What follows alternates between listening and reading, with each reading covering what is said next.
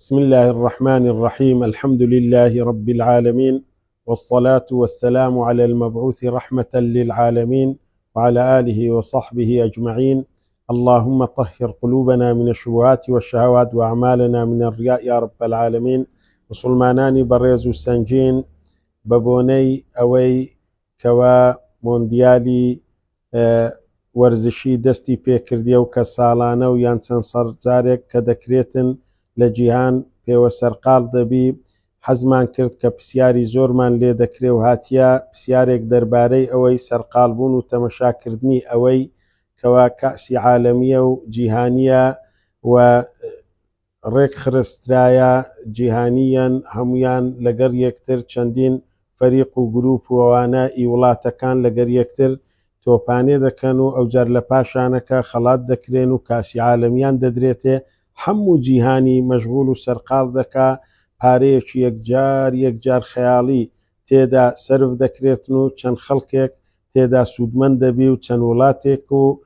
بوویتە بواری هەم سیاسی هەم ئابووری هەم سەرقاڵکردن و مەشغولکردنی لایەنی فکری و خەڵکەکەی. جا لێرەوە ئێمە لەو پرسیار و هاتنەکایەوەی ئەو شتەی دەمانەوێت کورتە پوختێکی لەسەر بدوێین و مسلمانانی بەڕێز و سەنگین ئاگادار بکەینەوە. لە وڵامدا دەڵێن خۆی لە خۆیدا تۆپانێکردن بەڕاستی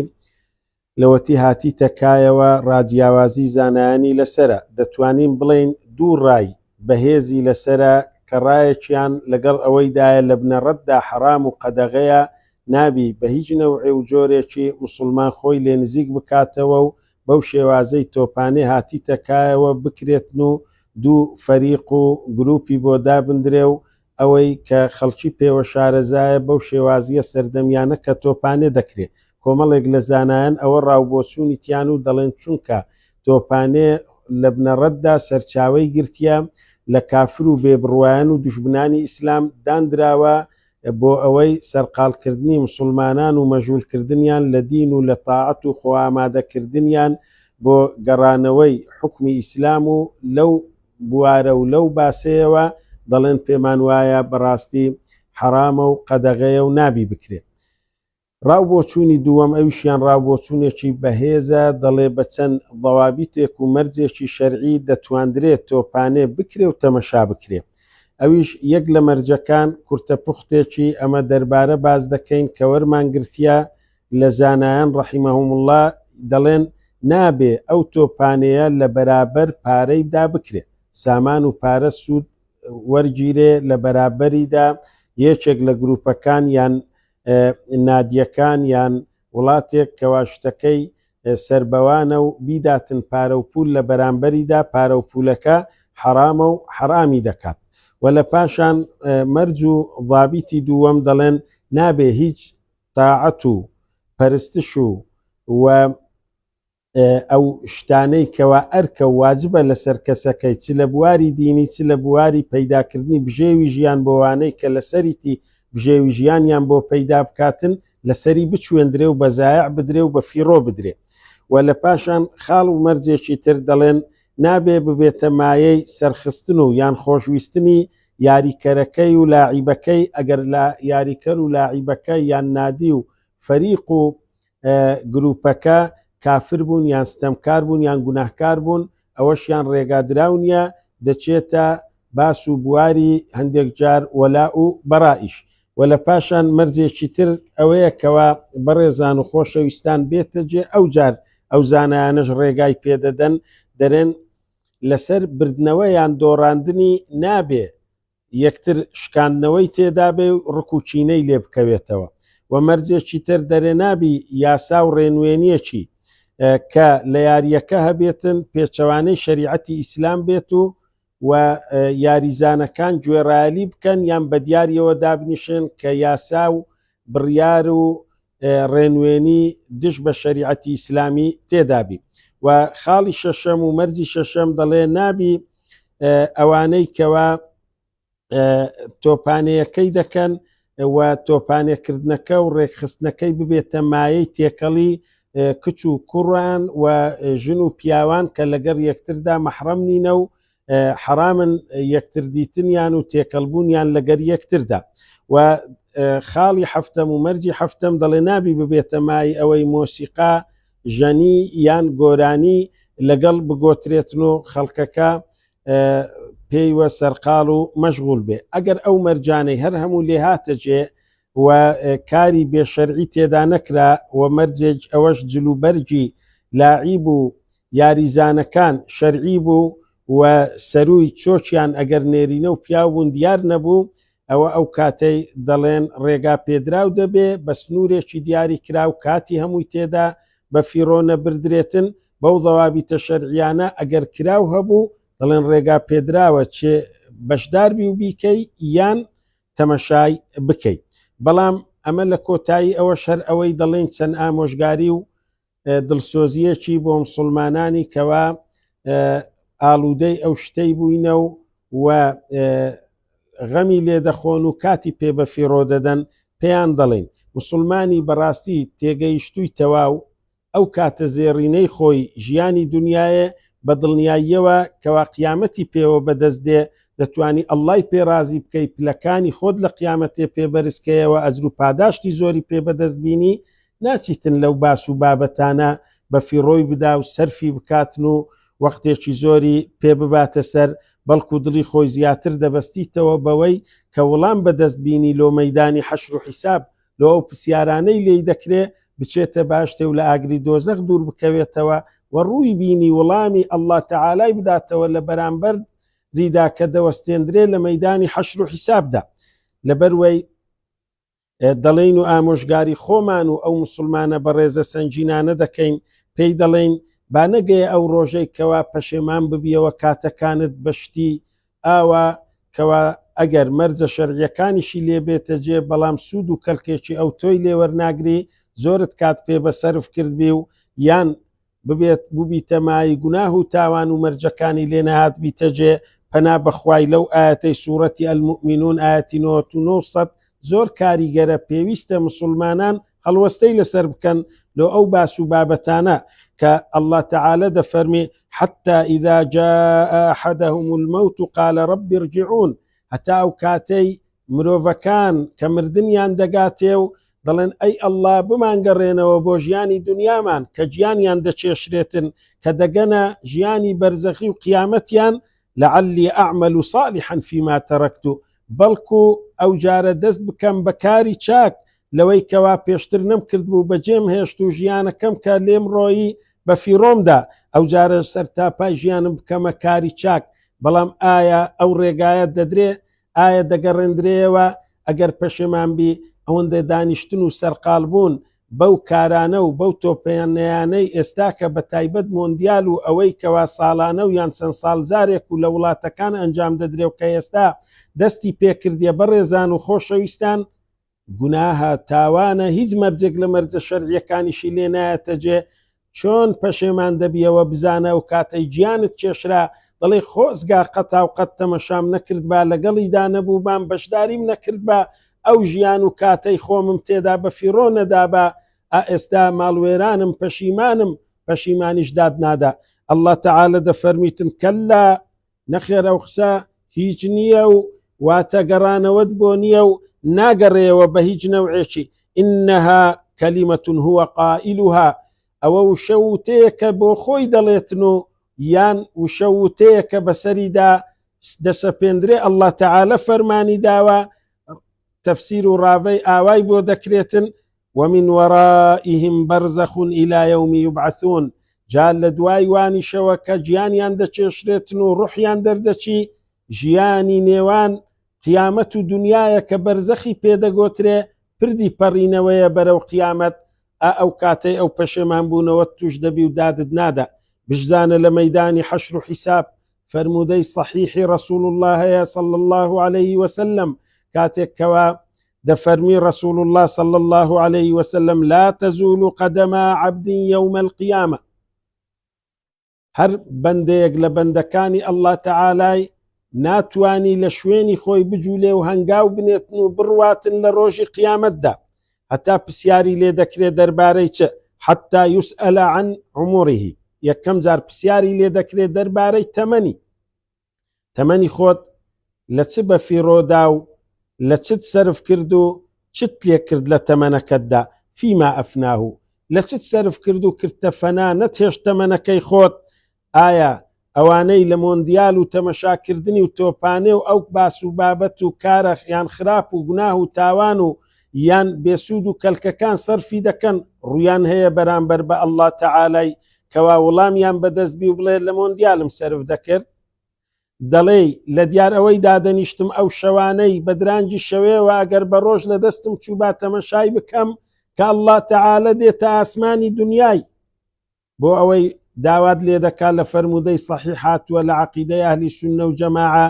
کەوا تۆمارە ئەڵڵا تەعالە دێتە ئاسمانی دنیای و داوات لێ دەکات لە سێیەکی کۆتایی شەو دەڵێ پرسیارم لێ بکە تا وەڵامت بدەمەوە داوای لێبوردم لێ بکە لێت خۆش بووم تۆ خەریکی ئەوەی کەوا مۆندیال بکەی و گوناهەکانت زیاد بکەی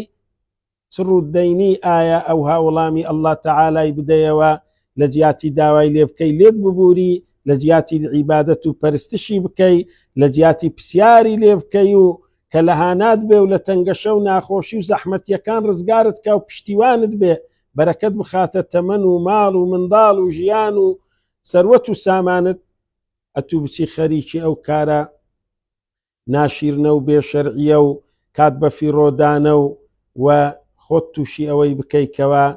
لاشە و جەستەت ماندی بکەی چاود ماندی بکەی ئەوانش حەقی لە سەرمانە بەڕێزان و خۆشەویستان لەوەش لێمان دەپرسرێتەوە لەبەروەی ئەو بابەتە شتانە دەتانین بڵێن چی تێدایە بە فیڕۆدانی ماڵ و سامانی تێدایە کارەبایەکە وزەکە شاشەکە ئەگەر لە تەلەڤیزیۆنیش تەمەشا دەکەی ئەگەر نەشتیە دیاری و بەڕاستە و خۆش نەبی ئەوە ئەو کاتەی لەسەرت حیسابە و پارەت لە چ سەرف کردیە ئێستا دەینە سەری کە لە حەرامیە لە تاوانیە لە کارێکیە پێتەمەشات کردیە گوناهە کەواتە ئەو ماڵ بە فیڕۆدانە لێت دەپرسرێتەوە لاشە و جەستت بە فیڕۆ دەدەی و ئەزیەتی دەدەی تەمەشاکردنەکە چاود ئەزیەت دەدا مێشکت ماندی دەکات تووشی ئیرهاق و ماندیبوونت دەکات لە کۆتاییدا هەر ئەوها ئیرهاق لەسەر یەکدی و ماندیبوونەکان پەکت دەخا ئیش و کارەکانت وای لێ دێکەم و کورتی بکەوێتە ناو ئەوەش لێپرسینەوەی لەسرە بەڕێزان و خۆشەویستان ئەو جار لە پاشەنجینەکە دڵەکانی شدوا لێ دەکات دڵت ڕق دەکات تەمەشاکردنی ئەو شتانە چکە گوناه دڵی پێڕق دەبێت ئەو جار پێغەمبەر فەرمووی عەلەیهی السەڵات وەسەلام وعن علمه فيما فعل فيه پرسیاریشی لێ دەکرێت دەربارەی علم و زانستیەکەی ئایا چ پەیڕەویەک و کار و کردەوەیەکی کردووە بە علم و زانستیەکەی وعن ماله من أين اكتسبه وفيما أنفقه و دەربارەی ماڵ و سامانەکەشی لێی دەپرسرێ ئەو کارەبایی کەوا بە پارە دەتینا ماڵەکەی خۆت وزەکە ئەو شاشەیە هیناتە ماڵی خۆت ئایا لە حەرامیت بەکارهینا چۆنت بە حەڵالیت بەدەستینا و یان لە حەرامیشت بەدەستینا یان ئەوەیە لە حەرامیشت بەکارهینایان لە حەڵالت بەکارهینا هەموو لێپرسینەوەی لەسرە و ئەوە دەبی وڵامت بەدەست بی ئەو مۆندیالەش یەکێکە لەوان لەو وڵامانە ئەتوو بە دڵنیاییەوە ئەو کاتی ئەڵڵا تەعالە لێت تووڕە دەبێ و وڵامێکی تەواوی ڕاستەقینەی قوتارکارت بەدەست نییە و نایدەیەوە لە پاشانە کە دەفەرمێ وعن جسمه فيما ئەبلاه دەربارەی لاشە و جسمیشت ئەڵڵا تەعالە لێت دەپرستەوە لە دوا ڕۆژدا پێشی ئەوەی هەنگاو بنەی لە مەیدانی حەشر و حیسابدا ئایا ئەو جسمی خۆت لە چ ڕزاندەوە لە چت بێتاقەت کرد لە دیار مۆندیالی دانیشتی و خەوە کوتکەت دەبردەوە و نەتدەهێشت بخەوی بەوەت سەرف کرد بەشداریکردنی تۆپانەیەکان و خۆت ئیرهاق و ماندی کرد بە دڵنیاییەوە پرسیارت لێ دەکرێتن و ئەو کاتەی دەبی وڵامت بەدەست بێت ئەو جار ئەو فەرموودەشیان کە لە ترمذی لە سونەنی ترمذی بە ژمارە 2470 لە دارەمیش بە ژمارە 554 هاتووە کە فەرموودە ناسانی کۆن و نوێ دەڵێن سەحیح و وەرگیراوە جا دەبێ هەشیار بین ئاگادار بین بەڕێزان و خۆشەویستان ئێمە کاتی خۆمان ژیانی خۆمان بەو شتانە بە فیڕۆ نەدەین بەسەر خۆمان دابچینەوە ئامۆژگاری خۆمان و هاوژین و منداڵەکانمان بکەین خەڵکی بکەین دوورکەوینەوە لەو شتەی کە پیلانجێڕی دوژمنانی ئیسلام و کافرەکانە ئێمەیان سەرقاڵ کردیە بە دوای تۆ پێچی بکەوین واز بینین لە پەیڕەوکردن و بە دواکەوتنی رسول الله صلى الله عليه وسلم ئاوا بە ئاسانی ئامانجەکانیان بۆ بینی نەجێ و ئەو فتنە و ئاژاوانەی ساڵانە و یان چەند ساڵجارێک لەسەر ئەو تۆپانەیە و لەسەر کەسی عالەمی و جیهانی لەسەر مۆندیالی ڕوودەدا، جاروە بووە پیاو ژنی تەلاق دەدا و جاریش وە بووە ژنەکە بێزاری دەردەبڕی و لە ماڵی پیاوی دەڕوا و جاروەیە لێدان، جاروەیە کوشتن، جاروەیە جەڵتە، جاروەیە دڵی خۆیان ئەوها پێوە ئاڵوودە کردیا دەیەها نەخۆشی و یان غەم ناچی و ئەو شتانەی لێ دەکەوێتەوە. با بگەڕێینەوە لای خوای و بەسەر خۆمان دابچینەوە شتەکانمان لە خێر و چاکە بێ. ئەوانەی کەوا شتە ریاضیەکان و وەرزشیەکانیشمان بۆ ئەوەی بێ بەنیەتی پاک لاشە و جەستەمان بەهێز بکاتن، ئەوەیان حەڵاڵ و ڕێگا پێدراوە کە شتەکانی بەکاری دەینی و شێوازەکانی دەیکەی ڕێگا پێدراوبی، یان بۆ ئەوەی بیکە نەخۆشیێکمان لە لاشە و جەستەی نەمینێ، یان بۆ ئەوەی بیکەوە دڵمان پێخۆش بیتن لە سنوورە شەرعیەکان بیتن و کاتی زۆریشی پێ بە فیڕۆ نەدەین و بۆی تەرخان نەکەین. ئەوهابی شەرعیە. رسول الله فەرموویتی صلى الله عليه وسلم لا سبق إلا في نصل أو خف أو حافر، يعني بالرواية لا سبق في خف أو في حافر أو نصل. كابو داود جرايتيوا دربرين كش إيوية بجمارة 2574 والترمذي بجمارة 1700 نسائيش بجمارة 3585. ما بستي ليوي رسول الله صلى الله عليه وسلم دلي بارا لپیش برچێ ئیلا بۆ ئەوەی دەدرێتن لە بەرامبەرەوەی دروستە پێش برچێ بکرێ کە شتی لە بەرامبەردا وەربگیرێ کە تیرهاوێژی بکرێ. نەسڵ یعنی تیرهاوێژی و یان تفەنگهاوێژی و نیشانەشکاندن، یان لە ئەوەی کە خوفیش مەبەستی پێوشترە دەڵێ لە ئیوشتری، یان حافریش مەبەستی پێ ئەسپ و ماینە زیاتر ئەوانە کە بەکار هاتوون لۆ ئامادە باشی و خۆ ئامادەکردن لۆ جەنگ و جیهاد و وەستانەوە بەرامبەر بە دوژمنانی ئیسلام لەوەیەوە ڕێگا دراوە. جا هەندێک لە زانایان دەڵێن ئیلا لەو سێ ڕێگا دراوە، هەندێک دەڵێن ئەوانەی بەمانای ئەوەش دێن لەوانە ئیبن تەیمیە ئیبن القەیم ڕەحیمەهم الله دەڵێن کە بۆ بەهێزکردنی مسلمانەکەی بێ و لە پاشانەکە وەستانەوە بێ بۆ بەرامبەر دوژمنانی ئیسلام و ئێش بە دوژمنانی ئیسلام بگەینیتن و بزانی مسلمانان پێوە بەهێز و بە قووەت دەبن هەر کار و شتێکی تریش لەو بوارەی دەڵێن ئەویشیان لەسەر ئەو فەرموودە دەیگرێتەوە و دەتوانی بکرێتن و ئەنجام بدرێت. جا ئەوەی ئێستاش دەکرێت لە مۆندیال و لە وەرزشەکان و تۆپانەیەکان قماری تەواویشی هاتیتە ناوێ و قماری لەسەر دەکرێت و پارەیەکی زۆری خەڵکەکەی دەبردرێتن بەوەی کە دەڵێن کاکە ئەتوو دەزانی کێ دەباتەوە، ئەوەندە پارەی دابنێ و ئەوەندەت بۆ دێ و ئەگەر نا ئەوەندەت لێ دەڕوا و ئەوانە سەر تاپا هەمووی حرامە، گوناهە، تاوانە، لە گوناهە گەورەکانە. خەڵکی کەوتیتە ناوێ و الله تعالى فەرموویتی إنما الخمر والميسر لە کۆتاییشدا دەفەرمێتن بەڕاستی و بێگومان ئارەق و قماریش ئەوانە هەموو مەیسیر و قمارن کە لەو شتانەدا دەکرێ و پارە ئەوها دادەندرێتن. دەفەرمێتن ڕیجسون من عمل الشەیطان، پیسە و لە کار و کرداری شەیطانی ئیبلیسی نگریسە. ئەوجا دەفەرمی فەجتەنیبوه، بە دوورکەونەوە خۆتانی لێ دوور بگرن، وەرن فەرمانی ئەڵڵای جێبەجێ بکەن و خۆتان دوور بگرن لەو شتانە، خۆتان و کەس و کارتان پەروەردەکەن لەسەر ئەوەی شتەکانی سوودبەخشە بۆ دنیا و قیامەتتان بەدەستی بین و تاوەکو لە دنیای سەرکەوتوو بن و لە قیامەتیش سەرفراز بن. ومێدمان ئەوەیە خەڵکەکە سوود ببینی و بگەڕێتەوە بەسەر خۆیان دابچن و الله تعالەش لە ئێمەی وەرگرت بی، ئیخلاس و سەوابی پێمان بەخشی بی، خۆمان و کەس و کارمان و مسلمانەکان سەرڕاست کاتن و ڕێڕاست کاتن و بە دوورمان بخاتەوە لە هەر کارێکی کە ئەو پێڕازی نەبیتن سەرپێکی ئەمر و فەرمانەکانی ئەو بیتن. وصلى الله وسلم على نبينا محمد وعلى آله وصحبه أجمعين.